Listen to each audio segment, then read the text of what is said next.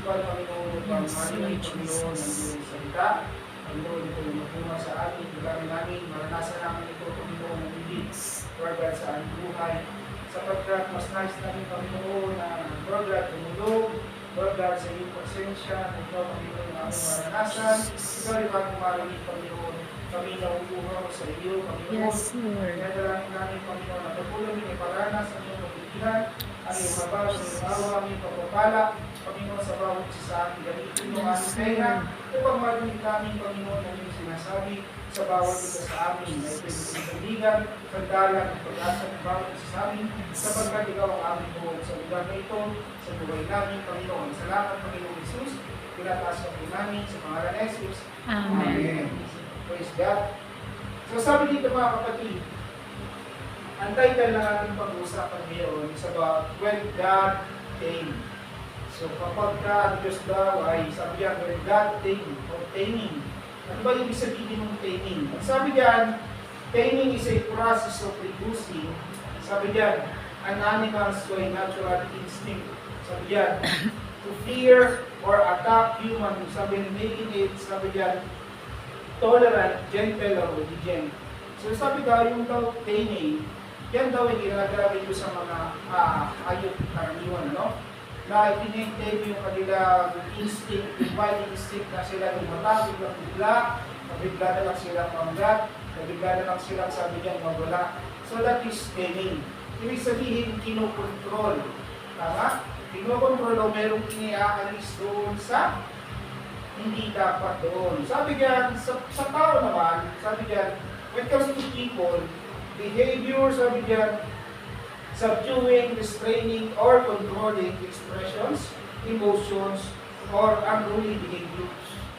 So pag sinabing taming, ito daw yung mga bagay sa atin bilang isang tao, yung mga bagay na unwanted behavior, yung mga bagay na hindi kailangan doon, mga bagay na nagagawa natin na hindi talaga siya parang doon dapat. Sapagkat sabi nga kapag tayo ay tumanggap sa Panginoon, tayo ay bagong nilalang. Sabihin mo nga, ako'y bagong nilalang. Ako'y bagong nilalang. I am born again. I am born again. Mukha siyang born again? Tama, no? When you are born again, you are being tamed. Ikaw ay tinitame, iniaalis sa atin, hindi tinatanggal sa atin, ano?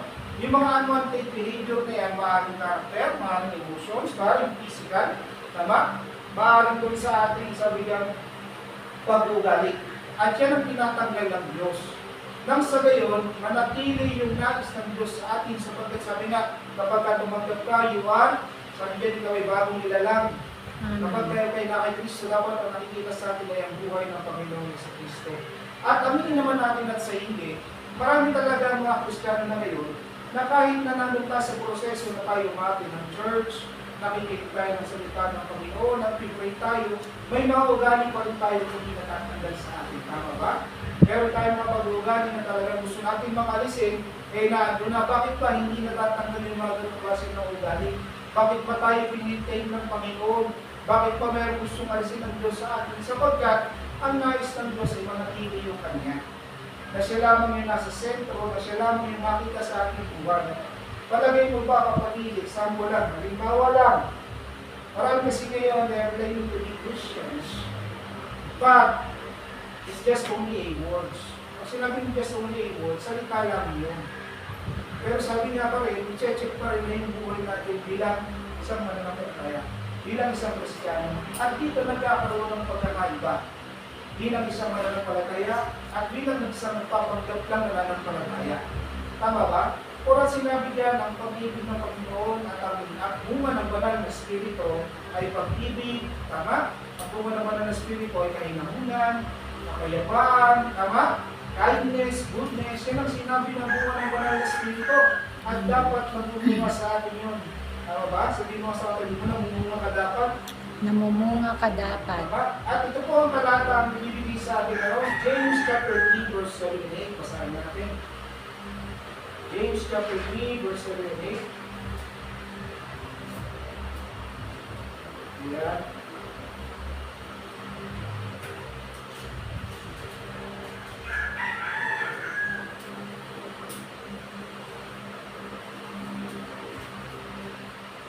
Wala na sa Santiago, ito lang ako. James chapter 3, verse 7 and 8, basahin natin sa Tagalog. Ito, ang sabi dito, lahat ng uri ng ibon at hayop na lumalakad o gumagapang o nakikita nakatira sa tubig ay kasabihan ay kayang paumuin at napapaamo ng tao. Ulitin ko, no? Sabi doon sa talata ni James, lahat daw ng uri ng hayop pwedeng i-train, pwedeng ma-tame, pwedeng makontrol. Tama ba? Ibig sabihin, nakakita ka na ba ng yung aso na merong trainer? Tama, kahit anong kami sila, kapag ka na-train sila na hindi mo agad, na hindi mo akin na train sila, ibig sabihin, nakokontrol sila. Ngunit, pagbaba dito, sabi niya, pagbaba sa kasunod, James chapter 3, verse 2, tayong lahat ay nagkakamali sa iba't ibang paraan. At ang sino mang hindi nagkakamali sa kanyang pananalita, ay isang taong ganap at marunong magpigil sa sarili. Tama? Sabi dito ni James, pinapaliwanag niya sa atin na tayo lahat ay nagkakamali. Nagkakaroon tayo, sabi niya, ng isang bigla, pwede nga tayo magkamali, ano? At kadalasan nagkakamali tayo sa ating pananalita, sa ating actions. Pero hindi lamang ngayon ang tinitin sa atin, hindi lamang kung paano tayo magsalita, hindi lamang kung paano natin sabihin ng isang bagay, kundi naging sa behavior natin. At itong word na taming na to, in Hebrew word, ang ibig sabihin po niya sa Hebrew is tao may. No? Hindi ba lang tao may o tao may ang basa sa kanya. Which means unclean or defiled. Sabi diyan, polluted or unclean in religious sense. Sabi diyan, polluted, defiled. Pag sila hindi pa marinig. Unclean, hindi malinis. So kaya pala pinapakita ng Panginoon, tinitake ng Panginoon, ang bawat isa, hindi lang isang Christian na sa ngayon, maging malinis tayo, maging pure tayo. Tama ba? At ang essence doon, kung bakit ginagawa tayo maging pure, hindi sa kakayahan natin, ano? Hindi sa abilidad natin para tayo maging malinis, kundi sa pamamagitan ng Panginoon pa rin. Tama ba? Ulitin ko, hindi natin kaya ituwid ang ating sarili. Tama? Kaya tayo narito ngayon dahil tinanggap natin na tayo yung makasalanan, tayo ay nagkamali, tayo ay pagkukulang, kaya tayo ay nagpapakorek sa Panginoon. Tama ba? Alam mo ba yung ibig sabihin ng pruning? Ano po yung pruning, brother? Ang pruning po, yan po ay isang proseso na tinatanggal yung mga bagay na sa isang halaman o isang puno na para dumami yung bunga, kailangan mayroong alisin yung mga bagay na hindi naman nagbubunga. Yung mga bagay na ang tagal-tagal lang nakakabigod, pero hindi siya nagbubunga. Tama? So, yun po yung pruning na tinatanggal, ano? At masakit po yun. Tama? Pagka nagpupurun kasi, kapag pinupurun yung isang halaman o isang puno, ang purpose na ay para magbunga siya ng madami. Tama? Para siya ay lumago, para siya ay mag-grow. Yan po yung pinakang-purpose ng pruning. At sa atin bilang isang tao, tayo naman ay tinitain. Tama? Para po saan? Para tayo ilumago. Para tayo ay sabi dyan, para tayo ay mag-grow, para tayo mas lumalim bilang isang Kristiyano. Kaya makita sa atin ay ang Panginoong Jesus Cristo. Tama ba? Kasi kapag sabi nga, hindi madali po yung taming at hindi rin madali yung pruning. Ulitin ko, ano? Hindi po yan madali. Sapagkat meron tayo sa ating sarili, bilang isang Kristiyano na meron tayo tinatawag na nakasanayan. Tama? O nakalakihan. Meron tayong ganun eh. Tama ba? Kapag nakalakihan mo na, ang hirap tanggalin. Tama? At kapag nasanayan mo na, ang hirap baguhin. Tama ba? So that's why God is allowing us for us to be tamed. Inaalaw ng Panginoon, inaalis ng Panginoon. God is taming us for the very purpose of God. Exactly, kaya nga marami ka makikita Kristiyano ngayon, kahit nasabihin natin sila sa stage na nagpapalalim sa Panginoon, meron pa rin iniaalis, meron pa rin tinatanggal, meron pa rin gusto alisin ng Panginoon. Bakit po? Kasi kailangan nga makita sa atin yung very refined bilang isang Kristiyano, pero ito ay hindi madali. Kasi may proseso yan. Tama ba? At habang may inaalis ang Diyos, lalong lumalaban ng tao na hindi pinagpupunta ka natin. Kapag may mas tinatama sa atin, mas may tinutuwid sa atin, lalong tayong tumitigas na mga bata kayo, ano? Kapag mas lalo mo silang sinasaway, mas lalo mo silang pinupuna, lalo silang tumatapang, lalo silang nag-aaklas. Tama? Ganyan ang karakter ngayon eh. Pag masdan mo, nasa cellphone ng isang bata, tama na yung cellphone mo. Ano gagawin? Konti na lang. Yung konti nyo, mabag na 2 oras, 3 oras, 4 oras. Tama ba? Hindi na namin mapigil, ano? Unless na-take natin ito mga kapatid, sapagkat yung mga karakter na yun ay nagmo-mold. Yun ay nagmo-modify sa atin. Kinakalakihan natin, kaya pinaniniwalaan natin sa ating sarili na tama yung katwiran natin kaysa sa katwiran ng Diyos. Ito yung napakabigat at napakahirap. Marami ko siya gano'n. Tama ba? Kilala lang natin ng Panginoon, Jesus, pero hindi natin alam yung way niya. May gustong tanggalin ng Panginoon, pero ayaw natin tanggalin. Kaya ang hirap no? Ang hirap mamili.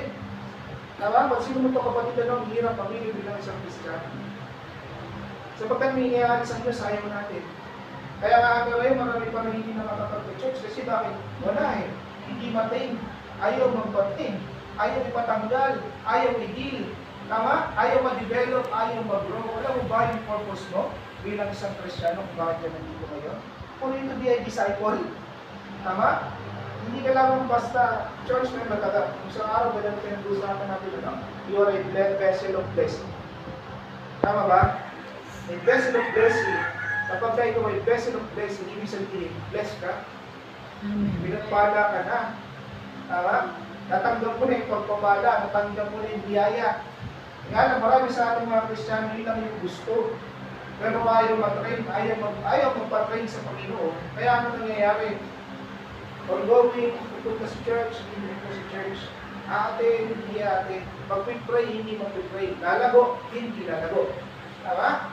Kaya yung purpose natin kapatid na itinuturo sa atin ng Panginoon ng training is para maintindihan natin yung purpose ng Lord sa ating buhay.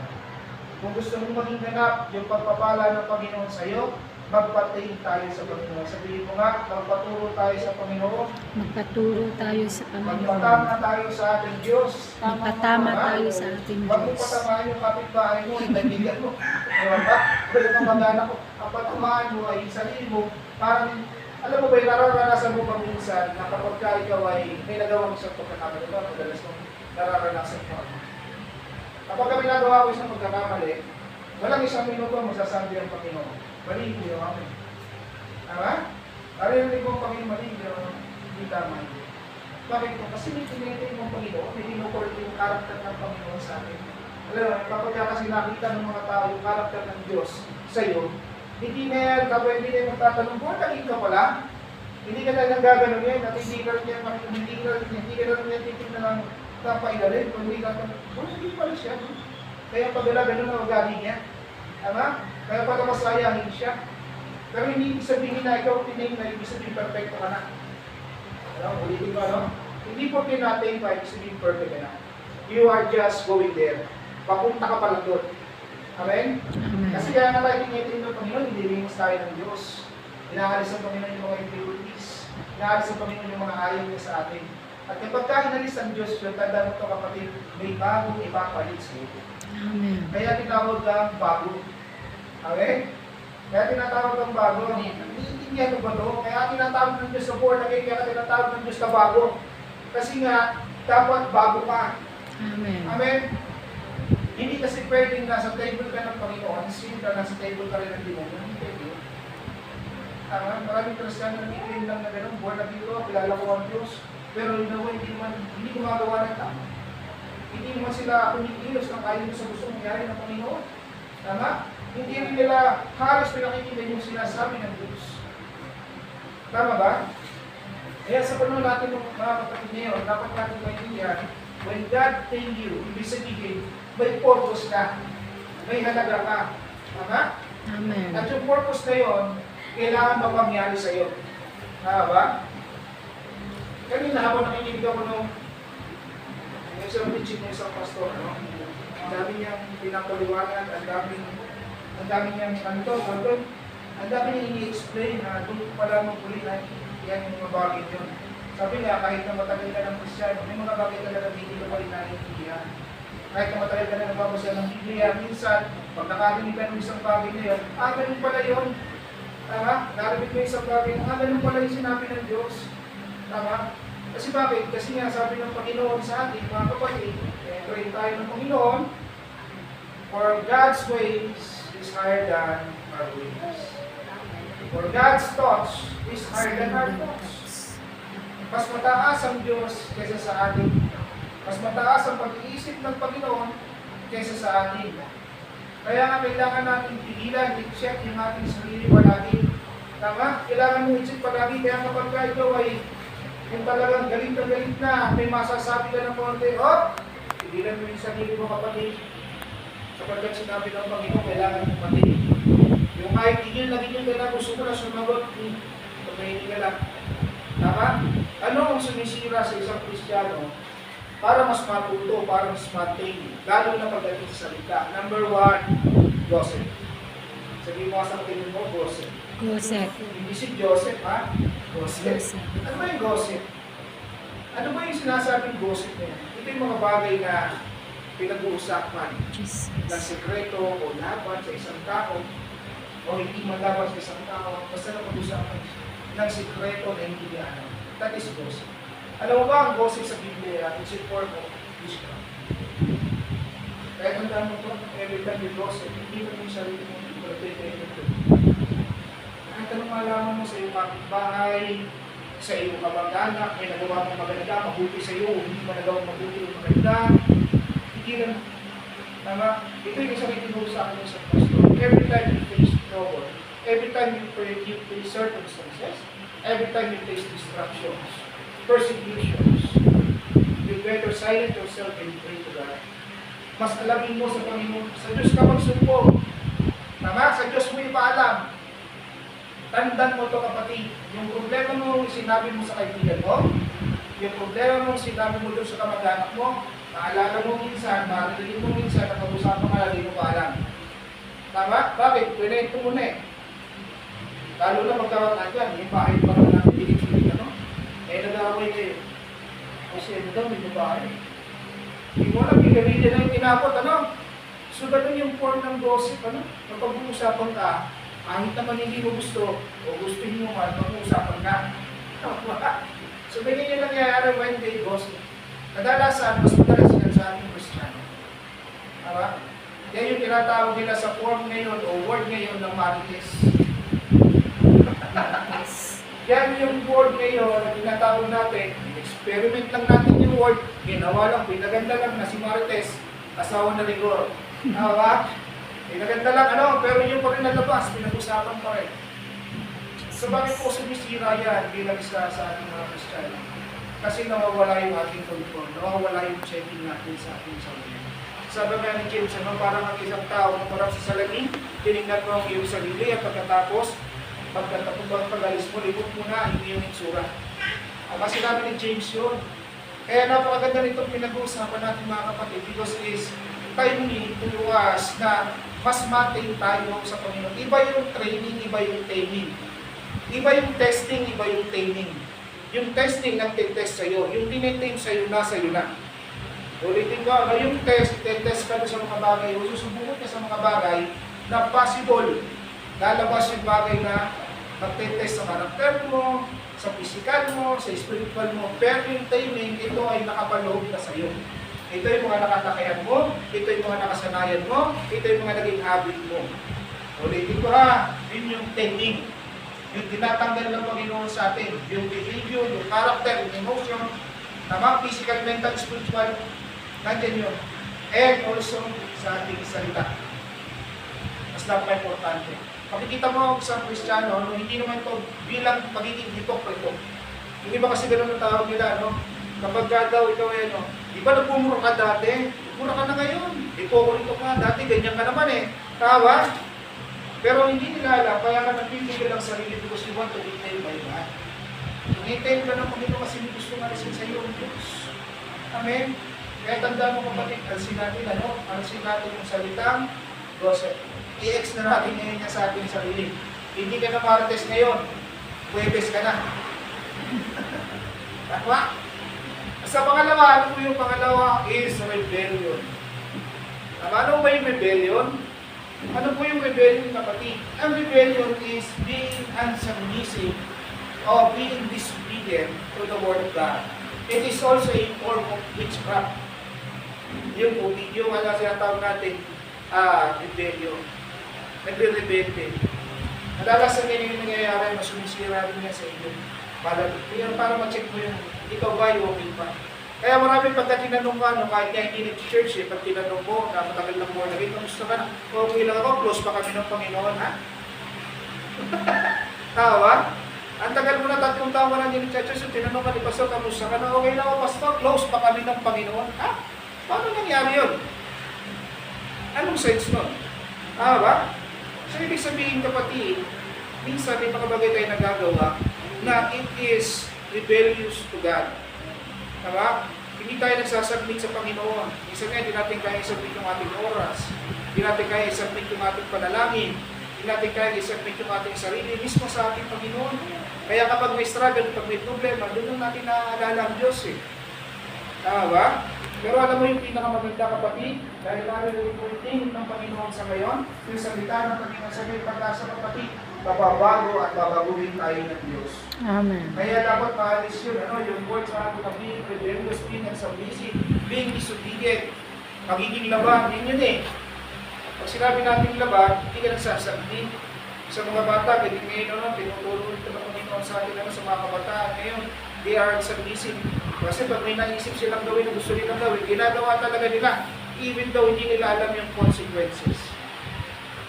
Ano ba? Lahat ng bagay, mga kapatid, ay mayroong consequences. Mabuti man o masama ang iyong ginawa, meron itong bunga.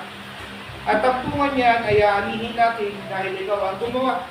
Hindi naman niya pwedeng anihin ng kapitbahay mo. Maaani ng kapitbahay mo when you release your word. Ulitin ko, ano? Pagka nag-release ka ng word sa kapitbahay mo, hindi maganda, aanihin nila yun. Same thing, aanihin mo rin. Kaya napakadelikado ingatan natin, ano? Because sabi nga ng Biblia, life and death is in the power of tongue. Proverbs 18:21. Life and death is the power of tongue. And those who love it will eat its fruit. At ang sino mang sabi diyang mahal ito ay aanin ang buwan nito. Kaya ingatan mo ito kapatid, ano? Lalo na kapag ikaw ay may problema, nahihirapan kami pagsubok, huwag mong panggitin ang hirap mo ng buhay natin. Tama? Bakit? Ano sabi ng Panginoon sa Deuteronomy? Sinabi ng Panginoon sa Deuteronomy sa mga Israelita, gagawin ko yung bagay na narinig ko sa sinabi mo sa Biblia. Tama? Binigyan ka ng choice ng Panginoon eh. Kaya nga kinukontrol ng Panginoon, tinitempt tayo ng Panginoon kasi ayaw natin mag-release ng word at natinig ng Diyos, pagpupunga yun. Kaya kung ikaw ay nakakaranas ng hirap ngayon, na merong kabigatan ngayon, merong problema ngayon, kapatid, huwag mong hayaang mag-release ka ng word na hindi ayon sa gusto ng Diyos. Ang hirap na buhay namin ngayon. Kaya nung nararanasan natin, ay hirapan talaga. Tama? Wala kaming pera ngayon, wala talaga nangyayari kasi bakit nag-release ka na ng word eh. Tama ba? So yun yung pumapatay sa ating pananampalataya. I-release mo yung maganda, pangit ang sitwasyon mo, i-release ka maganda, mag-declare the Lord in the name of Jesus. Ngayon, magkakaroon na naman yung paldero namin. Dahil gusto mo pa. Kalooban mo. Bakit ako kalooban ng Panginoon? Sabi ng Panginoon, humingi ka kay bibigyan. Biblical? Hindi. Biblical ano? So when you release your word, make it sure ayos kalooban ng Panginoon. Ba? Kung mahirapan na ngayon, kung hindi nahihirapan, hindi naman natin inaalis yung sitwasyon para magbulag-bulagan ka na wala namang hirap. May hirap naman talaga, may pagod naman talaga, may kakalungan naman talaga, pero ang maganda, i-release mo yung karapatan mo bilang isang Kristiyano dahil gusto ng Diyos. Kaya kapag may sakit, ang sabihin ko, Panginoon, I pray for healing. Huwag mong mulasin. Kapag wala kang pera, Panginoon, in Jesus' name, magkakapera. Tama? Mag-i-release ka ng blessing, Panginoon. Tama? Kapag ka may kakulangan, Panginoon, yung kakulangan, I surrender it to you. Panginoon, patumayan mo na nga kami, pag-provide mo na nga kami, Panginoon. At mausisa mo gaganda yung pananaw mo sa buhay. Tama? Nababago. Binabago kasi ng Panginoon yan eh. Hindi nababago yung sitwasyon mo, binabago ng Diyos yung pananaw mo sa sitwasyon mo. Pabigat naman, nag-i-release ka ng word, I declare in the name of Jesus, mangyayari. Kasi may bunga. Tama? Nag-i-release ka ng fruit. Nag-i-release ka ng word. Kaya nga napaka-importanting malaman natin ito, to control and check ourselves always. Bilang sa Kristiyano, i-check natin yung ating sarili. Huwag natin kaya hindi yung tao na nadadabi lang ng kaunti, nagkaroon lang ng hindi pagkakaunawaan, wala na, nagre-release na kagad ito. mga comments o bad words sa kung saan man. Huwag natin gayahin yung because ikaw ay bago. Ikaw ay binago. Amen? Amen. At ano yung pangatlo? Ang pangatlo, na binibigay sa atin ng Panginoon, is being ungrateful. Ano po yung ungrateful? Yung ungrateful, pag sinabi natin ungrateful kapatid, hindi ka nagiging mapagpasalamat sa mga bagay na natatanggap mo. Kaya tayo, sabi nga, kapag hindi mo nagagawa yun, hinahanap mo yung kakulangan mo sa iba. Yung wala ka, hinahanap mo sa iba. Kaya ano nagyayari? Nagpo-form yan ng inggit. Kaya nasama na naman sa behavior natin bilang sa Kristiyano. Eh, hindi tayo, bakit kaya meron siya noon? Bakit ako wala? Ako anak ng Diyos, hindi ko natatanggap yun. Samantalang siya, hindi naman siya anak ng Diyos, pero natatanggap niya yun. Tama? So, huwag mo ikumpara yung sarili mo dun sa iba. Maging grateful ka sa maliit o malaking bagay man. Tama? Kahit ang ulam mo ay, halimbawa, ang ulam mo ay may tuyo, bukas tuyo ulit, praise God, may tuyo pa. Sa susunod, baka wala na eh. Maliit man o malaking bagay, pagpasalamat natin sa Panginoon. Tama? May sampurado ka man ngayon, wala akong pasalamat ko sa Panginoon. Tama? Kasi bakit kung ka matututong maging kontento sa lahat ng bagay na darating sa iyo?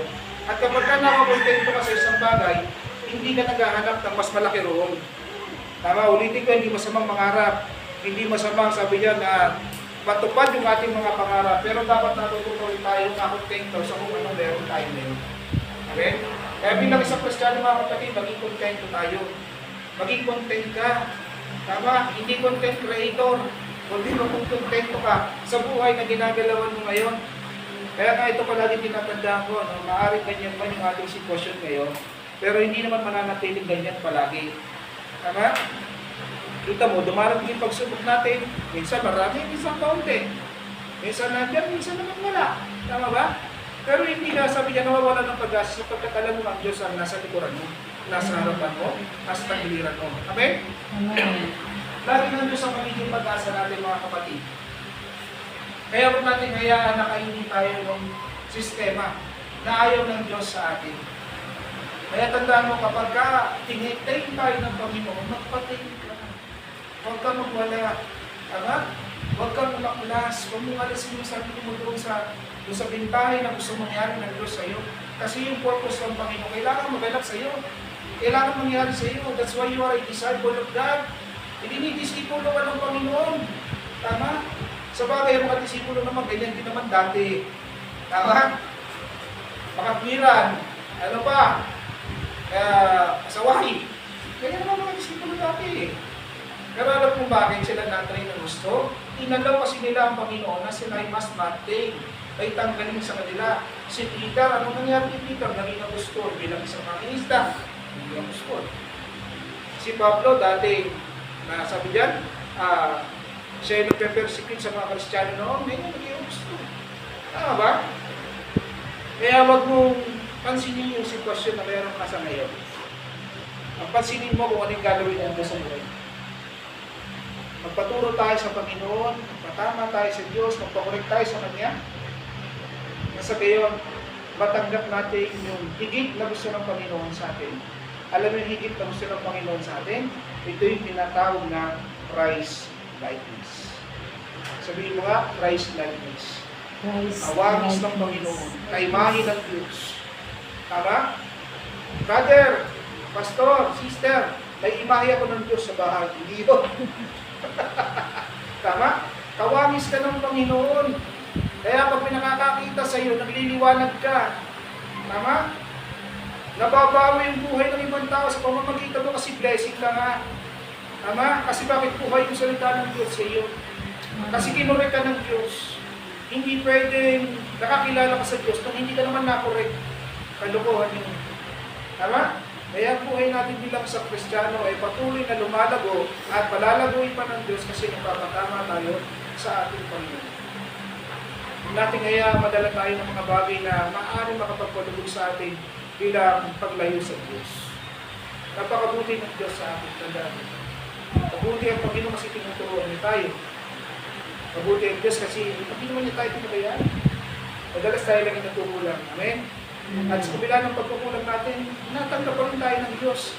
Yun nga nakakahiya, minsan, Marami na tayong pagkukulang, pero kahit bumalik sa Panginoon, tinatanggap ka ng Diyos eh. Amen? Isa yung nakakahiya na hindi na nakikita ng iba. Na kaya ka nandun pa rin hanggang ngayon, kasi alam mo may ginagawa ang Diyos. Kasi alam mo may ibibigay ang Diyos sa iyo. Kaya kapatid, hinihirapan ka man ngayon. Mabigat man ang sitwasyon mo ngayon sa buhay, hindi mo man gusto yung kalalagayan mo ngayon, huwag ka mag-release ng magiging bunga na hindi tama sa iyo. Tama? I-release mo yung bunga na magiging ayon sa gusto ng Panginoon. Mamaya pagpasok mo sa bahay mo, deklarahan mo sa bahay. You did not declare because may authority ka na parang sa sarili mo. You declare because that is the will of the Lord to you. Kaya nga sabi ng Panginoon, my house shall be called a house of prayer. Kaya dapat nananalangin ka eh. You have a communication constant with God, consistent. Kung sinabi natin consistent yung communication mo sa Panginoon, mas lalo kang lumalalim, mas lalo kang napupuno.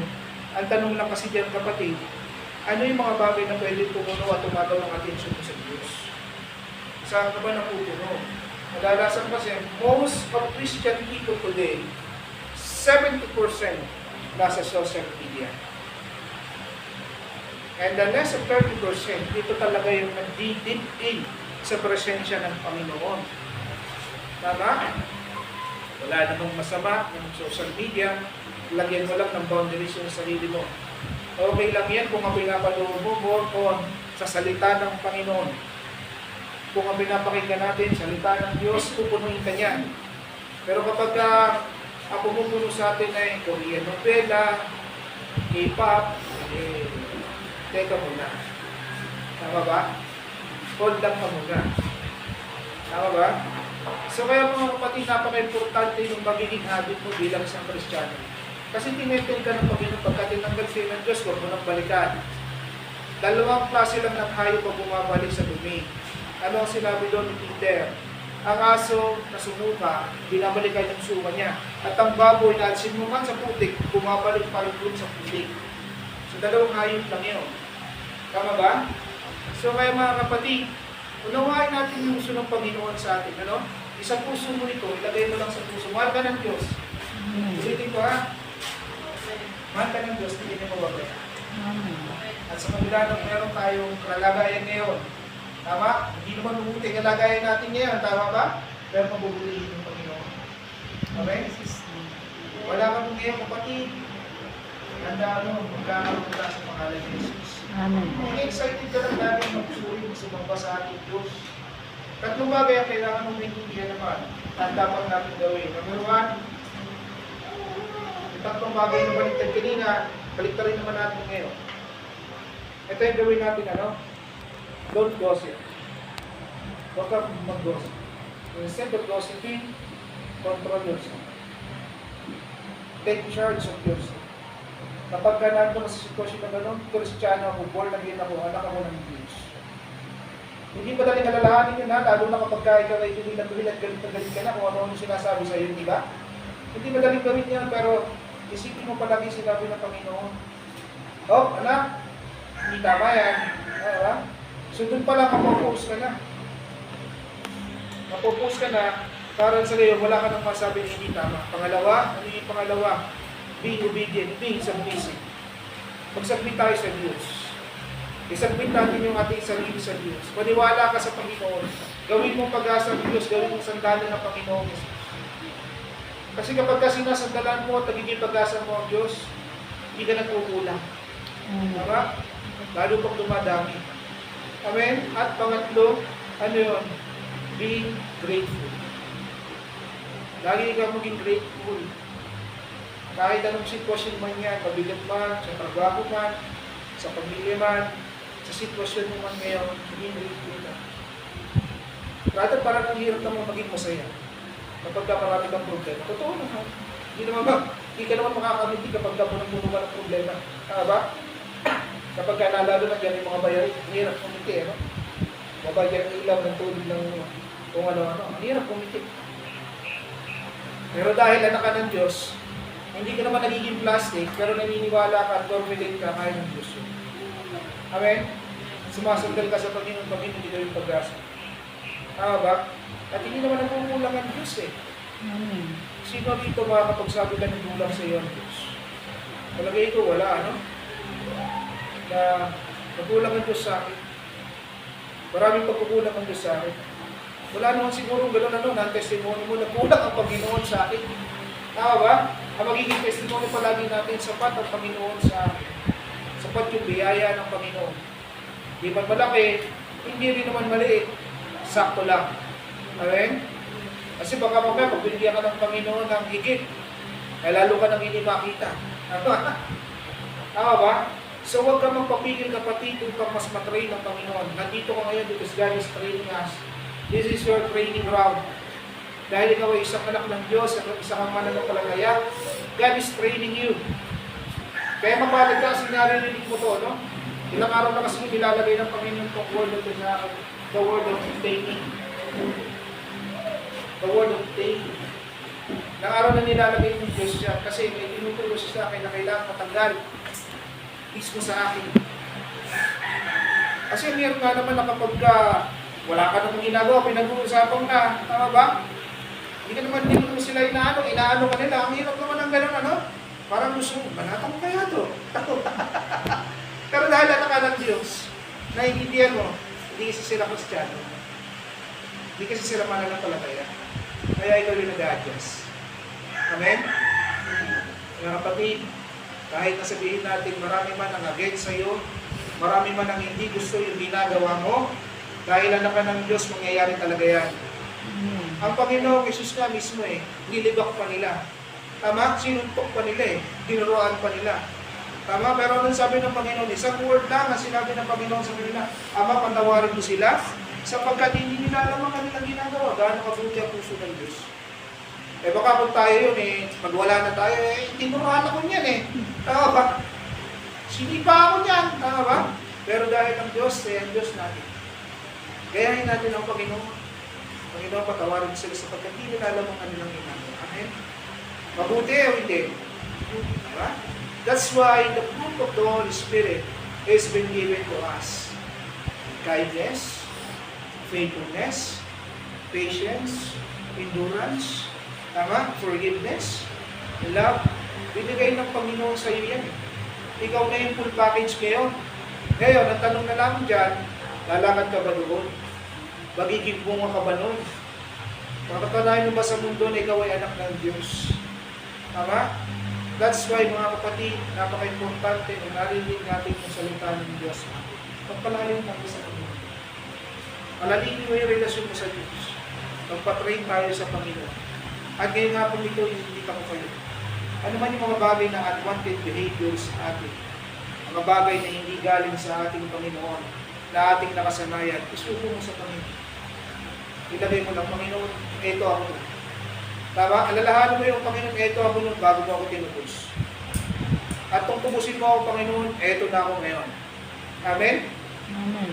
Deklarahan mo yung sarili mo, anak ako ng Diyos. Binabago ko ng Panginoon. That's why you are new every morning. Kaya kayong kanta, you are new every morning. New every morning. Where is thy faithfulness? Faithful kasi ang Panginoon At napakasarap doon dahil faithful ang Panginoon, hindi niya pababayaan. Amen? I hope pinakuha kayo doon sa ating pinag-aralan ngayon. Ibibigay sa atin ng Panginoon. Be trained, be submissive, be grateful, and obey the Lord.